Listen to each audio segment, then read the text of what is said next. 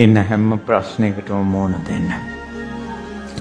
මහා ගල් පර්වතයේ සමාධි ප්‍රතිමාව නිර්මාණය කරනකොට කොච්චර කුළු ගෙඩි පාරවල් මිටි පාරවල් වදිනවද ඒ ගලට? ඒ හැම පාරකටම ගල ඔරොත්තු දුන්නොත් සමාධි පිළිමයක් නිර්මාණය වෙනවා. එන්න හැම ප්‍රශ්නයකටම මුහුණ දෙන්න.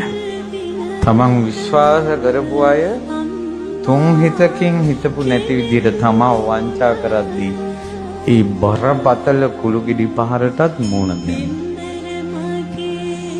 ඉගෙන ගන්න තැන විශ්වවිද්‍යාලේ රැකියාව කරන ආයතනෙ එතනත් සමහරවිට කවුරු හරි හරහට ඉන්න පුළුවන්. ඒ කුළු ගෙඩි පහරටත් බැඳපු මනුස්සයා හිතපු නැති චරිතයක් වෙලා බැඳපු බිරිඳ හිතපු නැති චරිතයක් වෙලා ඒ කුළු ගෙඩි පහරටත් ඔරොත්තු දෙනවා. එහෙම ඔරොත්තු දිදී ඉඳලා හැම කුළු ගෙඩි පහරකටම ඔරොත්තු දීලා අවසානයේ ඉතුරු වුණ බුදු පිළිමෙටද වඳින්නේ කුළු ගෙඩි ගහපු අයටද වඳින්නේ? කොහෙටද වඳින්නේ?